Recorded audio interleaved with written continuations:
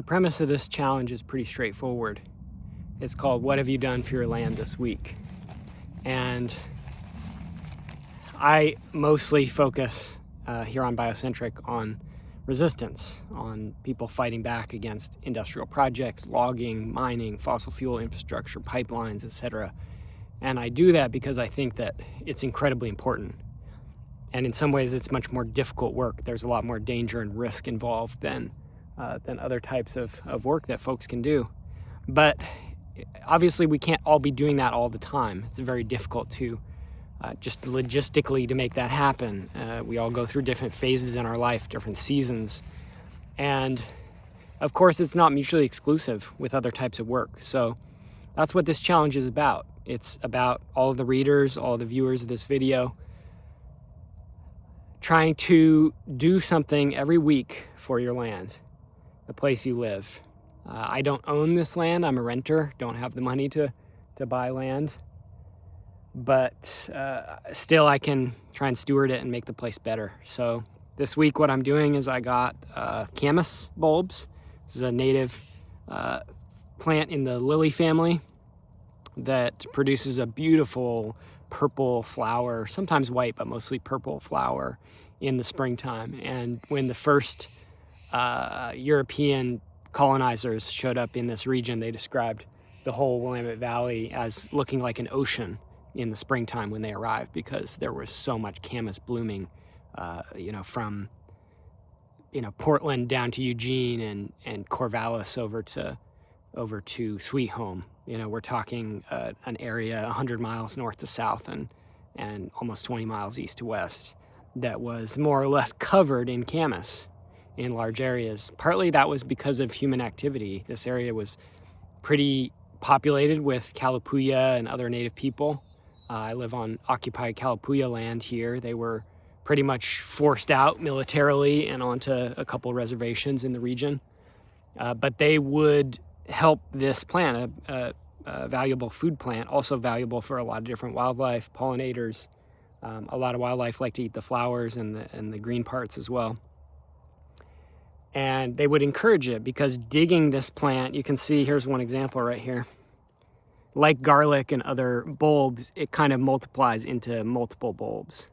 And so when you dig it, you tend to break these bulbs apart, and little what are called bulblets will fall off into the soil. And the disturbance of the soil that digging brings is actually really beneficial for spreading it. Also, fire can be beneficial for it, and so on. So this plant benefits from human activity and human disturbance at a relatively low level. Obviously, bulldozing, putting down concrete, major logging projects, housing developments, and so on are going to completely destroy this habitat for this plant.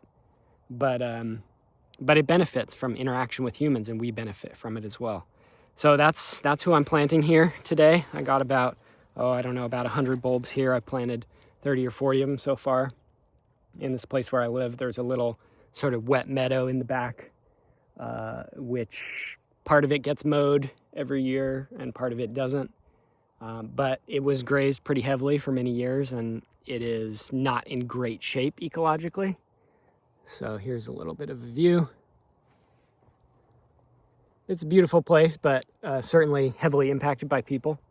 So I'm going to plant these out here. I've also got another species of bulb, native bulb, and another edible food plant, which flowers in the spring, makes a beautiful pink flower. I forget the name of it off the top of my head. I hadn't heard of it before I ordered it. But I'm going to plant these guys.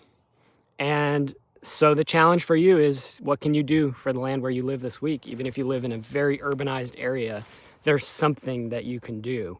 Whether it's as simple as picking up trash or cleaning up something else that is dangerous or destructive to the planet, whether it's assisting native species to flourish, whether it is building habitat for wildlife, for insects, for pollinators.